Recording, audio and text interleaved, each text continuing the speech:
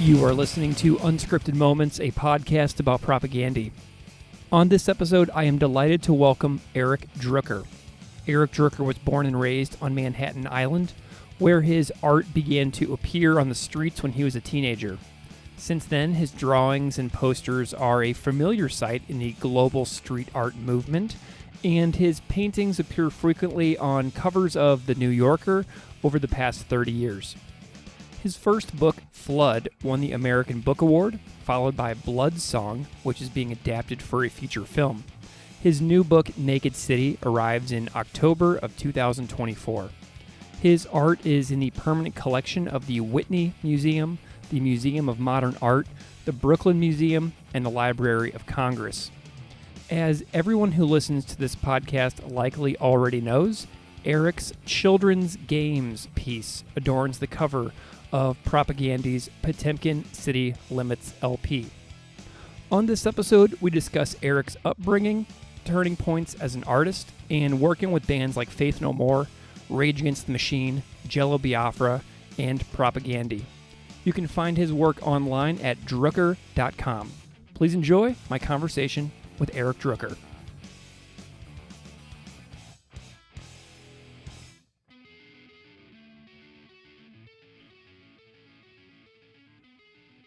Eric Drooker, welcome to Unscripted Moments, a podcast about propaganda.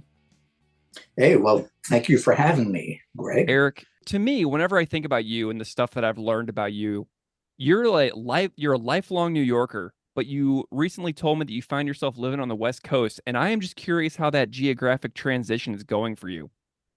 Yes, well, after being born and raised on Manhattan Island, after about 40 years, I thought, this is getting to be a little excessive here.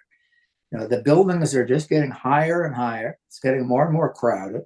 And then I guess it was when Rudolph Giuliani was reelected mayor that I decided to split town for a while. And I've been staying here in the San Francisco Bay Area. And I go back and forth and sort of divide my time between Berkeley, California, and the Lower East Side of New York, where my friends and family still live. Yeah, it's a good way of balancing my psyche, going from one coast to another. Do you feel nostalgic or homesick for New York at all whenever you're hanging out in California? Yeah, it's interesting. Of course, everyone asks me that. But aren't you homesick for New York? And I said, well, yes, but it was because I was feeling so homesick for New York that I had to leave New York because I didn't recognize it anymore. It had been getting gradually more and more gentrified through the 1980s and 90s. Of course, we didn't even call it gentrification then. They had different names, different euphemisms like urban renewal, slum clearance, manifest destiny. You could call it whatever you want. But by around the late 90s, it became clear that this wasn't just gentrification. This was hyper-gentrification. Things had accelerated so much right around the time of the millennium. And then ever since then, Manhattan, which was basically a working class city when I grew up, it was overwhelmingly a working class industrial city. Not just Brooklyn and the Bronx, Queens, but Manhattan was mostly the Lower East Side here. You had Little Italy there, and Harlem was over there, and Washington Heights, and Hell's Kitchen. Now, Manhattan, it really is this kind of exclusive island for the wealthy. It's not even for the middle class. I used to bitch when I was an angry young man about how middle class it had become. But I wish it was, but if you're middle class, you can't afford to live in New York City or San Francisco or Boston or any of these cities. Paris, London, they're all prohibitively expensive. You're going to be living in one of the outlying areas. You're going to be there. You'll be in Buffalo, New York. You won't afford to live. You can't live in Portland anymore, but you'll be moving somewhere in maybe further eastern part of Oregon or something like that. So Yeah. many friends of mine have left in recent years. They simply couldn't afford to live in New York City. At first, they moved to Brooklyn, but now Brooklyn is prohibitively expensive. So they keep moving further and further away. Something you just said about the hyper gentrification, I was digging into a little bit about your bio, and like your path as an artist. And I was reading some anecdotes about your experiences with police and street artists and tenants' rights activism and squatters in New York City in the 80s. And like I think about scholars and historians and writers and artists, like their life stories in relation to like turning points. And, Mm-hmm. I'm curious about any like major turning points that kind of led you down your artistic path and direction that you took over the years. Do you have some like major moments along your artistic development journey that you would consider turning points? There are a few that come to mind, although it was mostly just a very gradual process. I mean, just the fact that I was born there on in Manhattan, and then grew up there on the Lower East Side, what became the East Village. I guess it was a series of small turning points from just being a child living in the neighborhood I was in, the Lower East Side, the northern part where I was. 14th Street is sort of the northern border of uptown and downtown. If you go below 14th Street, you're suddenly downtown in Greenwich Village or the East Village. If once you take a few steps above 14th Street, it's suddenly Midtown Manhattan, and everything's a little bit more uptight. And there's more white people, and more people have more money. It was way more dramatic back then in the 60s and 70s when I was coming of age. I mean, Hmm. it was really the other side of the tracks. And my family lived like right on the tracks because we were 647 East 14th Street. So I think just living on the border between uptown and downtown, I saw so many contrasts every day and so many social contradictions. You would see these wealthy people and then people living on the streets right across the street. Well, one day I remember crossing 14th Street with my mother. I couldn't have been more than 9 years old, 10 years old. It was 1968, and Martin Luther King had just been assassinated. And the police showed up the following day with tanks. They drove a tank down 14th Street and then down into the neighborhood, the Lower East Mm. Side, to create a presence because they were expecting all kinds of riots. And of course, there were many riots all over the country. So this was kind of a preemptive strike. And I got triggered years later when the police showed up with a tank under Rudolph Giuliani to evict the 13th Street squatters. Mm. I remembered, hey, wait a minute. The last time I saw the police show up with a military vehicle, like with Caterpillar treads on it, like this, was when I was a kid in 1968. Mm. So I think that's going to have a profound effect on anybody, especially when you're 9 years old, to see something like that so extreme and so grossly out of proportion. I couldn't help but notice things like that, little details like that. And of course, it was the era I was growing up in, right? It was the 60s. This was the epicenter, the cultural epicenter on the East Coast, anyway, was St. Mark's Place, Mm. the East Village. That was the center of it all.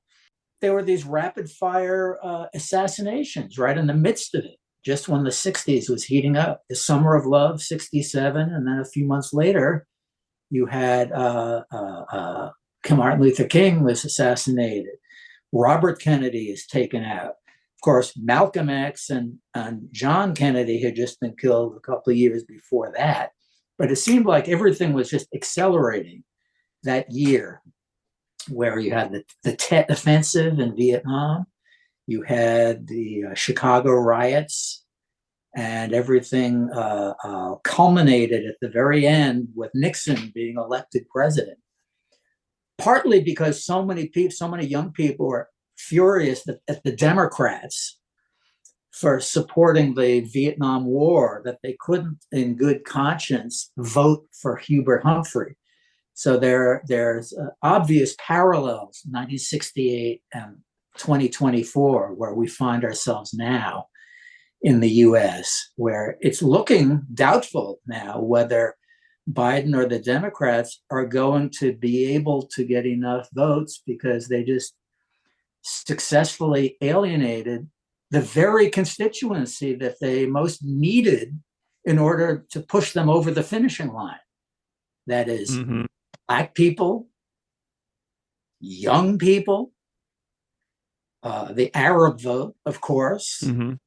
Half the Jewish population is flipped out and is in solidarity with Palestine, though you wouldn't know that from reading the New York Times. It's really a generational thing, of course, too, right? It's like Jews under the age of 30. They're not simply critical of Israel, but they're the most militant pro-Palestinian demonstrators in the U.S. It's the Jewish Voice for Peace that's shutting down Grand Central Station at rush hour and doing these real daredevil tactics like that. But so these last few months, it's in some ways giving me deja vu to my childhood when I was 9, 10 years old. And 1968 was such a concentrated year. There was so much hysteria and, well, just so much violence. The big violence, of course, was the war in Vietnam. It was just being ramped up, it was just being bombed every day. But now we have Gaza like that. It's being bombed every day. And it's all the bombs are manufactured here in the U.S. And everyone knows it. So I started learning this at an early age from just being a kid in New York City, where I mostly was watching Bugs Bunny cartoons on Channel 5, and that's where I got a lot of my early philosophical and political education, is from watching Warner Brothers cartoons. That Bugs Bunny, he was this archetypal trickster, right, based on Brer Rabbit or the coyote myth in Native American mythology, or Anansi in African mythology. The cartoon always begins with Bugs Bunny just chilling out in his rabbit hole, just munching on a carrot, minding his own goddamn business. Bugs isn't bothering anyone. He's just hanging out. And then along comes some white guy with a gun, sticking the gun right in his rabbit hole. Usually Elmer Fudd played that role. Occasionally it was Yosemite Sam playing that same role and fucking with Bugs. Yeah. Where Bugs lives. Like 30 seconds into the cartoon. It's only a 5 or 6 minute cartoon. So Bugs would turn to the camera at that point and say, "Oh, of course, you realize this means war. And from now on, we're going to play by my rules. Right? If you're starting it, that's it. We're gonna play by Trickster's rules, and he's going to outsmart the fox." So that's what Bugs always did. He was always this skinny rabbit. He didn't have any guns or bombs or helicopters or anything, but he used what was in his head to outsmart Elmer Fudd, and just being clever and also using humor as a weapon. Nice. So these things also influenced me along the way. I discovered underground comics when I was about 10 years old. I wandered into an indie bookstore in 1969, and there they had a big display of Zap comics that were hot off the press. There was this new phenomenon, and I picked a few of them up without even knowing exactly what they were. But that had a major influence on me. Was never really the same after that. After being exposed to R. Crumb and S. Clay Wilson and artists like that, Trina Robbins, who I just heard passed away just earlier today. She was the only woman in what was a real boys' club. Eric, let's move into chatting about music a little bit. I mean, because I found you through punk rock and heavy music. I came to you obviously through Propaganda, but I also love your iconic cover artwork that you did for Faith No More's "King for a Day, Fool for a Lifetime." So Mm-hmm. I was like delighted looking through your album artwork credits.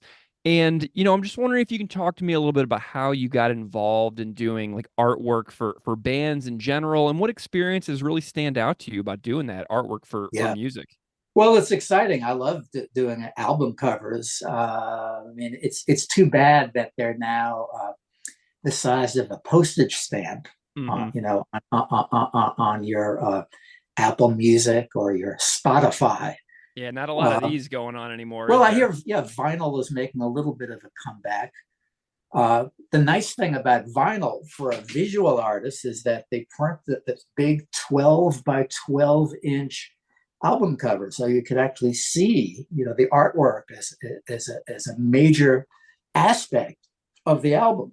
Just like the Revolver album or the Hmm. Sergeant Pepper album, or There's a Riot Going On, if you know that Sly Stone album. I mean, you would sit there, people would stare at the album cover artwork for hours while listening to the music.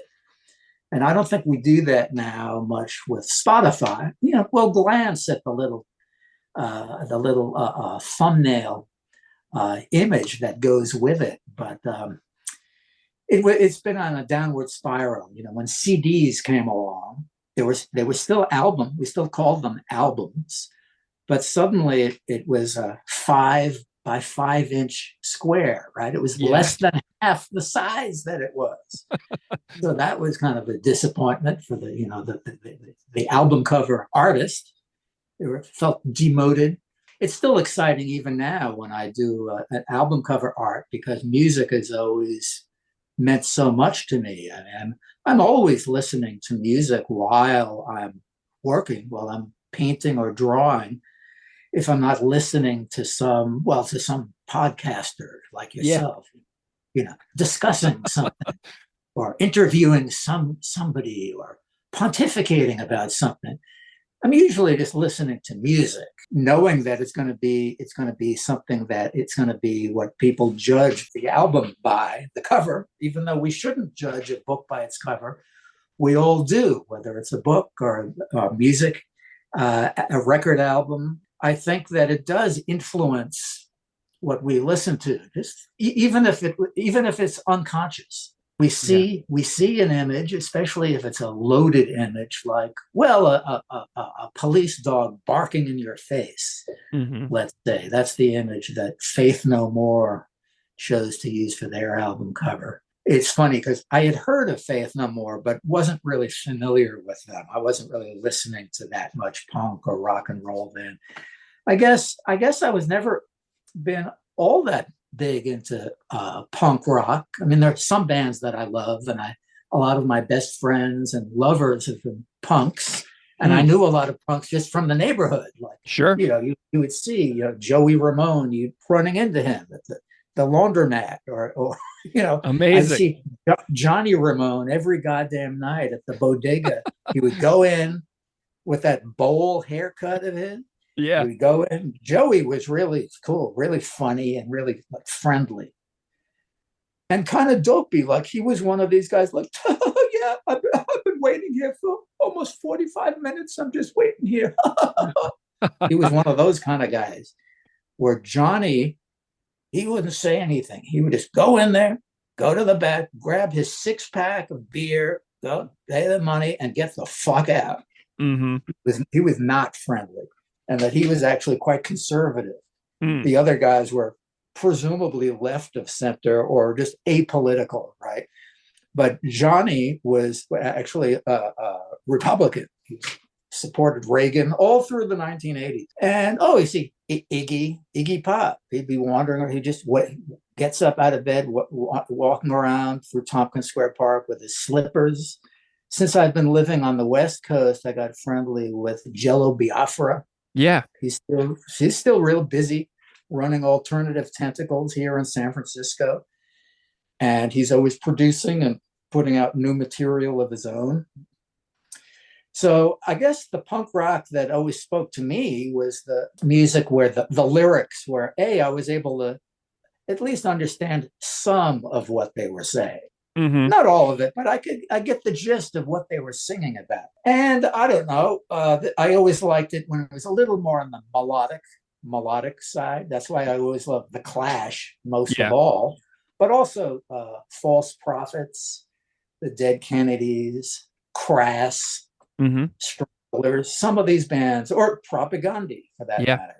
Melodic. I mean, they're hard edge. They play really loud, really fast, but they're more melodic than most punk rock. So that I kind of swing that way. Nice. And Propaganda is quite in the tradition where they have the conscious, the lyrics, where not only are they entertaining you, but pay attention, you might learn something.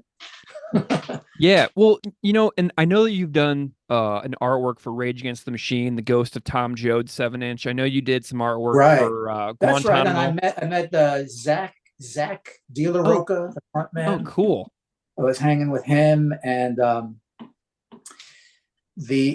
like Rage Against the Machine. Again, fantastic lyrics, and musically they got good chops too. Yeah. Guys who were playing around who didn't quite really know how to play their instruments that well, but were just substituting like volume and speed for that. Sometimes that was charming, late at night. I sometimes that works, but it usually was not a substitute for spending time learning how to play the instrument, and having something to say. You having the form and then the content. Maybe it's asking a lot to be getting the form and the content from one band or one artist. I mean, if the form is good enough, if it sounds good enough, you don't really care what the fuck they're singing about. Or if it looks good enough, you don't really care that Salvador Dali was a fascist. Literally, he supported Franco all right through World War II. Never apologized. Picasso, a lot of these guys, they're left wing. They're in the Communist Party. Dali is supporting Franco, right there in the axis with Hitler and Mussolini. But we almost don't care because the artwork is so fantastic that we love looking at it. So I think there are a lot of examples of that too, in poetry as well. Ezra Pound was a famous fascist, but he was his poetry was so influential on everyone from Amiri Baraka to Allen Ginsberg that we almost give them a pass. I think over the long haul, we tend to forgive artists, especially after they've been dead for a few decades. We realize, but he was a fucking asshole, but he was so amazing. He was so influential and so brilliant that we're willing to overlook the fact that Nina Simone mercilessly beat her daughter every night. It was a child battery. Miles Davis, these are violent people, but we're not about to cancel them because they're so brilliant as artists. They're so brilliant. And they're not putting out any new art. They've been dead for a number of years. So we give them a pass. When you're doing artwork for bands, do you get any chance to preview music or read the lyrical content of stuff like that before you're I definitely want my artwork associated with this album or anything like that? I'll always at least, want to listen to, a couple of minutes of it just to hear, do I generally like the sound or do I actively dislike it? I guess if I really don't like it at all, it's a little hard to agree to put my, it's almost like putting your signature on it. You're endorsing it Yeah, it's a paying gig, but most of these gigs don't pay big time money anyway. Faith No More paid pretty well Mm-hmm. because they were on Warner Brothers. I should have asked way more. But also, I didn't realize what they didn't realize it either. What a big hit that album was going to be. Right. They contacted me before the album was released, of course. But yeah, that's quite a kind of a historic album now. I mean, it really stands out years later. Rage Against the Machine. It was the album cover for their version of The Ghost of Tom Joad. Mm-hmm. And I love all of the layers that it was. Wait a minute. This is Rage Against the Machine covering a Bruce Springsteen song, The Ghost of Tom Joad. Who is Tom Joad? He's a fictional character in John Steinbeck that Woody Guthrie wrote songs about. So, I assume Zach and Tom Morello, they were hip to the fact that by recording The Ghost of Tom Joad, that they were riffing on John Steinbeck, and then Woody Guthrie riffing on John Steinbeck, and then Springsteen covering Woody Guthrie, and it was all all of the different generations, and they were going back to the Dust Bowl, taking it back to the 1930s, where Tom Joad and his family had to leave and made that Western migration, where they heard there were going to be plenty of jobs waiting for them in California. And then, well, if you ever read the book, The Grapes of Wrath, I have. You learn all about what a bait and switch that was. They all arrive, the whole family packs up and takes this arduous journey all the way to California. And they get there, and there's thousands of other people looking for work, and there's no work to be had. And, they'll take a few people a day, and anyone who even mentions the word union or labor union is like beaten up or just killed right off the bat. You refer often to your childhood, which I really like because I'm super curious about the backstory of the Propaganda album cover for Potemkin City Limits, which is you're painting children's games. And I'm wondering if you can just tell me a little bit about the story of this painting, like when you painted it, what the influences of it were, any techniques, anything that springs to mind in relation to that particular piece of work. Yeah, well, that one, which is entitled simply Children's Games. I don't know if they printed that on the album itself, but I had the idea was inspired by just growing up a street kid in the neighborhood where so much of the time, even middle class kids were out in the streets. This is another area where the culture has shifted, where people across the board, but especially children and teenagers, don't go outside very much. They're indoors, right? Looking at their social media or whatever they're doing. If their parents are wealthy and uptight, they are afraid to let the kid out. If the parents are poor and frightened, they're equally frightened that their kid's going to get shot if they go out. So I think it's something that transcends class, that parents are overprotective. They're uncomfortable with the kids just being out wandering the streets, even though I think the streets are, in most places, are a good bit safer than they were years ago. That's the irony, is that when I was growing up, the streets actually were dangerous back in the 60s and 70s. I had all kinds of close calls with that.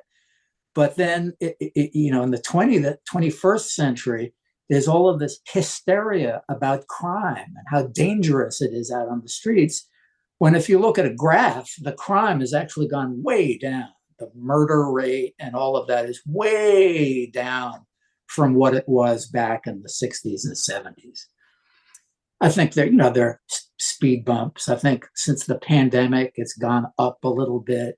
Things have gotten more violent than in the last few years, with the income disparity getting so extreme that you could predict that there's going to be more street crime than there had been. But it was it was just being spending time on the streets and drawing art with chalk on the sidewalk and playing all kinds of games like Ringalivio. You don't know that one? That was like one of these Mm-mm. games. It was really similar to Capture the Flag. There Mm. are different variations. If you ever heard of that, it's basically the same as Capture the Flag, where there were these two sides, two neighborhoods, trying to grab something from the other side and bring it back to your turf, back to your block, your neighborhood. But if you get tagged out, or if you get tackled out, you decide ahead of time how what the rules are going to be. Is this, are we playing tackle football, or is this just touch football? You touch you, and then you're out, and then you're in jail, and they're watching you. There's a jailer. There's a job. You're not first base, second base, shortstop. No, no, no, Greg. Your job is, you're the jailer. You have to watch this kid who just got tagged out, because if you're not paying attention, you could escape. You could just run out of jail, and if they don't catch you, then you're free again. So those were the rules. There weren't too many rules to Ringalivio, and it resulted in a lot of skinned knees and elbows and whatnot, because every time you fell down, it was the asphalt. And so this image was trying to conjure that world of the games that kids play in the street, whether it was stickball, or, I mean, I was never too much of an athlete. I always ran faster than anyone else, though. So that was always a thing. I was always able to get away. As Richard Pryor said, why stay and fight when you could always run away? He who runs away lives to see another day. I was the kid who was more likely just quietly drawing pictures in the corner, or on the sidewalk. In fact, in the lower right corner of this image, there's some kid with dark hair with chalk drawing signing his name to the thing. So that's my self-portrait there. Though, is that on the album, or I think it got cropped? It's not on the album, but I know that the artwork was licensed as a puzzle, which I also own. And in the puzzle, which is the full long image, you can see that the part that you're talking about. That's right. If you could look it up online, there's a you could buy it, the jigsaw puzzle of children's games. It's insanely hard. I did it. It's so hard. Yeah, I haven't tried. I have the box over here, but I haven't spilled the pieces out yet. Oh my God, it's so hard. It's a real challenge. You'll Yeah. love it. It's worth doing, but man, it's hard. Another influence for that picture was the Spike Lee, the movie Do the Right Thing, Mm-hmm. probably Spike's greatest movie. There are a couple of scenes where they're kids just drawing chalk pictures on the streets, a little boy, a little girl. It's something ubiquitous, not just in the cities. I mean, hey, suburban sidewalks too. You'll see little kids doing their hopscotch right there on the sidewalk. It's part of the kiddie culture. So that's something that even as an adult, I always try to remember what that was like. Children's culture, all of the games and the songs we would sing. But what I loved about them is that we weren't getting them out of some book or a magazine. It wasn't like some grown up teaching us these things. We were learning them from other kids, Mm-hmm. word of mouth, from the East Coast to the West Coast. It was this culture that just spread all of these songs and stories and ghost stories and artwork just from one kid to another.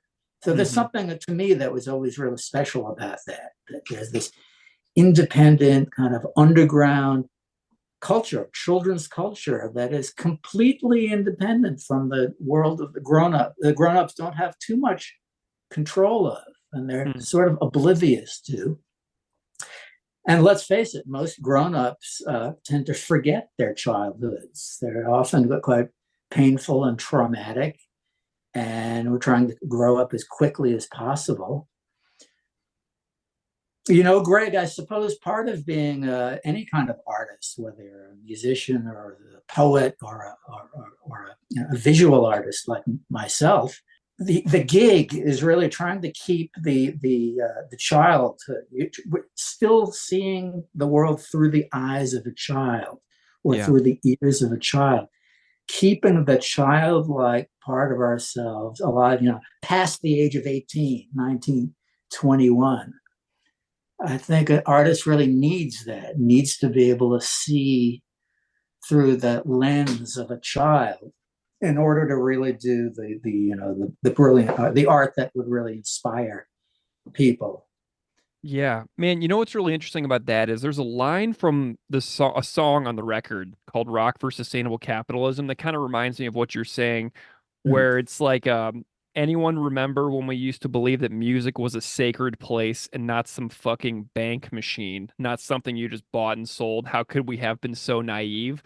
That kind of Mm. like that kind of like connects a little bit to what you're saying a little bit. Like from the record, I was always kind of thinking like, what is the connection between the artwork and the record and the songs itself. And I feel like that kind of is a little connection that I've just made for myself. Yes. Well, I love it. And it's a bonus when you do an album cover art. And not only is it a good fit, it illustrates the material effectively, but you feel like you're really on the same wavelength as the people who are writing the lyrics. There's Yeah. the imagery on the outside, and then there's the music, of course, but even the content of the lyrics is coming from a similar place of, well, a similar poetic place of seeing things through this innocent lens of eyes of a child. Children, the thing about what does that even mean through the eyes of a child? It means that you still have your bullshit detector in Hmm. place, right? Children are famous for having a powerful bullshit filter in place. It seems to dissolve and we get stupider as we get older. We become adults and then we're just working for the man, and we're liable to fall prey to any kind of advertising scheme or subconscious suggestion, right? But yeah, what he said in the lyric there about the commodification of music. It's true. It's not just music. It's all art. You're expected to buy the original thing.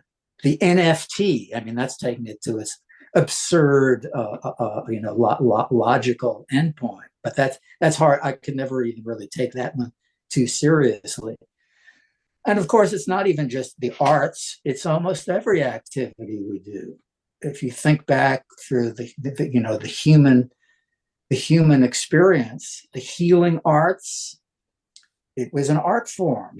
You're a healer throughout hundreds of thousands of years.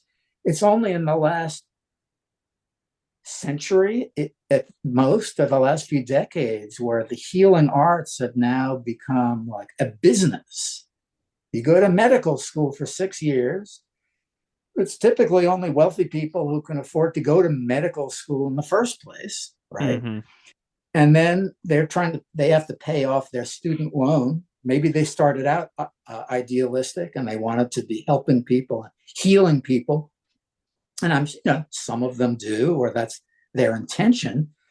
Meanwhile, they're doctors. They've got a fancy office. They have to pay the rent on that, and they have a mortgage, and they got kids, and it's no joke. We're running this like a business. We have to run things as efficiently as possible, and all the other doctors are running their practice like it's a business, and all the hospitals are running, they running things like, as it's the business. The schools are being run like businesses now. Higher education, it's no longer really thought of as this place of learning. It's no, it's you're the customer. You're paying to go and we'll educate you for a few years and then we'll give you the degree. And it's just, a crass customer business relationship. So that's a recent development. Hmm. And I think it's important that, well, this album, Potemkin City Limits, to hip younger people to the fact that no, it wasn't always like this. This is a very recent development.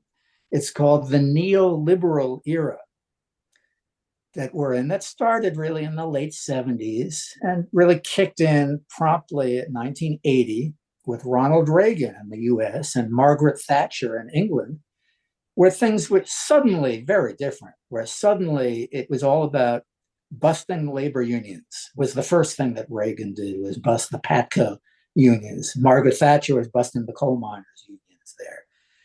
In addition to just busting their balls, it was also symbolic. They were announcing, these are our priorities. It's war on labor, and we're going to be offshoring things. It's not going to be manufacturing things in the U.S. All of these flag-waving, patriotic corporations in Detroit, Michigan, or wherever are just moving over the border to Mexico, or moving the operation to China or Bangladesh, or somewhere where they don't have labor unions, or where labor union organizers are in jail. That's where everything is manufactured, from our shoes to our dopey baseball hats to everything. But it's really just been these last 40 years that we've been in this situation where it's about deregulating, that is, letting go of whatever government protections there had been on the environment or for workers, and just privatizing things as much as possible. That's what I try to remind people, because look around. It seems like generations growing up now, they assume that, well, this is just capitalism. This is the American way. And of course, they're correct about that. But it was a different kind of capitalism we had in the 30s and 40s. This is when labor unions played a large role in really protecting capitalism from itself. Right after the Great Depression, you had Keynesian economics. You could look this up on your Wikipedia. It was still capitalism, but it was with capitalism, but with lots and lots of government regulations. You couldn't have like one corporation have a monopoly on all the social media or all the computers or anything like that. It was still capitalism, but labor unions were quite powerful. If you look at some European countries, it's similar. Like right now, of anywhere in Europe, Germany has the strongest labor unions. I think it's the majority of German workers are in labor unions, and the unions really have teeth. I mean, if they organize and say, no, you're not going to build any more nuclear power plants in Germany. The president says, well, but it's still clean energy. There are ways that we could make it safe. They said, no, what part of this didn't you understand? None of us are going to work tomorrow unless you have not just a moratorium on nuclear power, but you stop building nuclear plants. This was about 12 years ago, 15 years ago. The Prime Minister, Merkel, who had no intention of doing such a thing, was pressured by the unions, by the German workers. She announced, that's it, the jig is up. Germany is going to be completely nuclear free in the next 20 years. Not only are we not building any nuclear plants, we're going to phase out what nuclear plants we have. The only reason Germany did that is because the labor unions were so strong, and that was one of their main demands, the environment. So the US, we're moving like headlong in the opposite direction from that, where the unions have been weakened in the last 40 years. But as I said, we could take heart or join the struggle, because in these last 5 years, labor has been making a big comeback, has been getting more organized than they've been in decades in the US, and leading some very effective strikes across the country. So that's one thing to get involved in.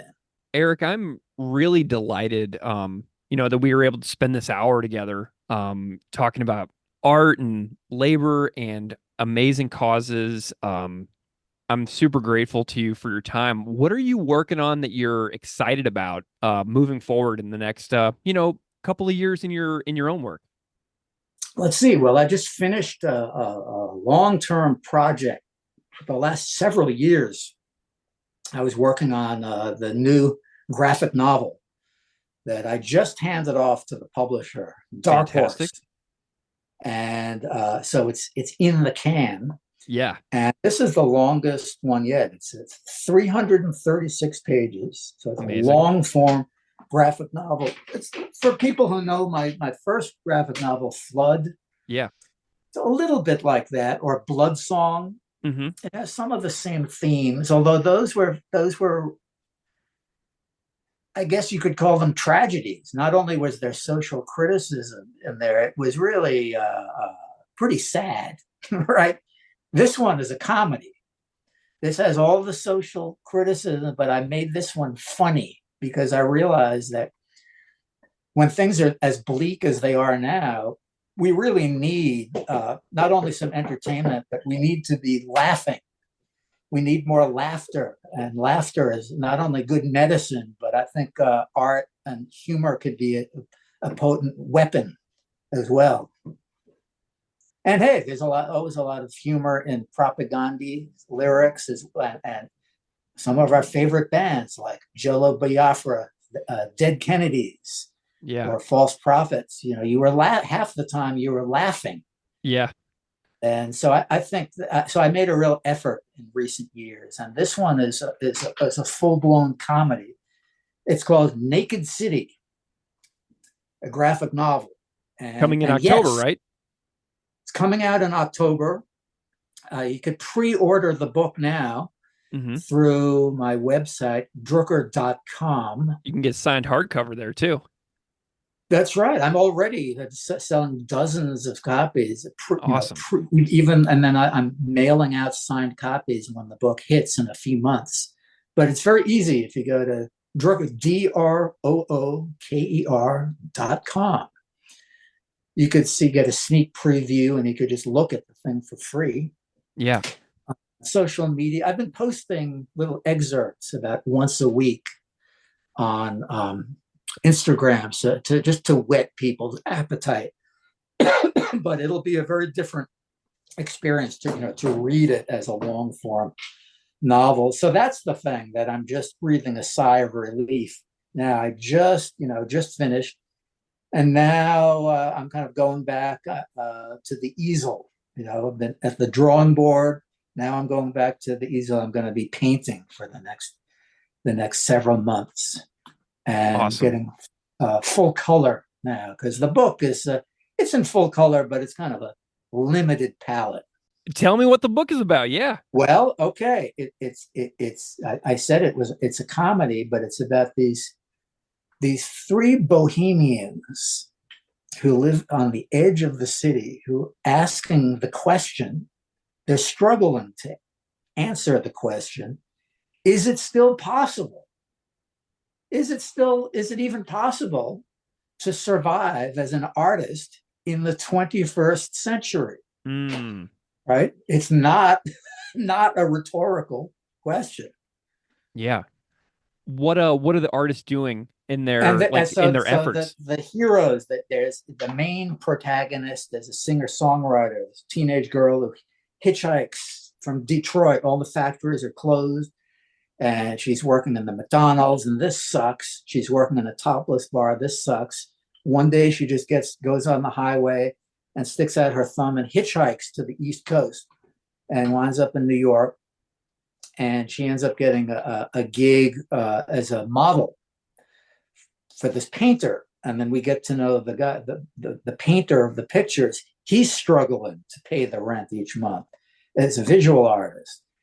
He's struggling with the kind of paintings he's doing. The gallery is no longer able to paint the kind of pictures that he's been painting. Oh, and then we get to know that there's a street dancer that she knows who inspires her and tells her to keep on making your music no matter what the cost. And then the final character that we encounter, it isn't really the kind of artist we're accustomed to, although he calls himself an artist of survival. He's one of these squeegee men. He cleans your windows. You go on a skyscraper on a long cable from one floor to another, cleaning the windows. One of those guys. He cleans the windows, and when he loses his job, he ends up being a squeegee man, just washing windows on cars one at a time. But he's an artist in his own way, and that's you're gonna have to read the book to find out. I'm very excited about it. How his creativity saved him even when he lost one of his limbs doing his job one day. Yeah, that's it. Naked City. Yeah, this one's a laugh riot. There's violence in it. There's all kinds of nudity, but it's all good because it all has socially redeeming value. Well, I'm excited about it because I've been a fan of Flood for a long time, and I missed Blood Song, so I'm going to check out Blood Song in the lead up to the Blood release Song of Naked is the City. one I did in the middle. That's what's being made into a movie right now. I saw that. I watched the preview. I watched the preview on your YouTube. It's in post-production now. They're making a feature film out of that. So look out for that, Blood Song. But the first book, Flood, one of the panels ended up being the cover for Rage Against the Machine. Another panel wound up on the cover of Faith No More. This children's games painting ended up on the cover of Propagandi's City Limits. Yep. Maybe one of the panels from Naked City will be another album cover for some future Propagandi album that hasn't been recorded yet. Well, they're recording one. They are recording one soon, so that would be amazing. Yeah, well, I think it would be a natural match. It would be a good fit because we're in wavelength. Well, Eric, I love your work. Everybody can find a ton of your great work at Drooker.com, where you've got all kinds of great stuff posted, including your massive collection of New Yorker covers, original art prints. There's so much there, so I would definitely encourage any listeners out there to go check out Drooker.com. Painting covers for the New Yorker magazine. I don't know if I would have even had the nerve to attempt, approaching them, but I always felt entitled because, hey, I was born and raised in New York. It's in my blood. I've got almost all of my artwork has this city is the subject matter of the news story. Most of my paintings. So that's what I felt like it gave me license to do all these several dozen, 3 dozen covers of the New Yorker over the years. Has everything to do with being a city kid myself and growing up in that urban environment and seeing the urban environment change over time, seeing how it's really become suburbanized in many ways. And artists like myself could barely even live there. You don't have too many bohemians or artists living in these big cities anymore, just because of the simple economics of it. Yeah. Well, anyway, Greg, thank you for having me on your show. This has been a blast talking about all these things. Thank you so much for being here. Thanks for coming on and chatting Propaganda, Faith No More, Rage Against the Machine, and everything. I mean, it's been just such an honor to have you on the show to talk about the backstory of this children's games artwork and much more. Thank you so much for joining me. Okay, thanks for having me, and we'll be in touch, Greg.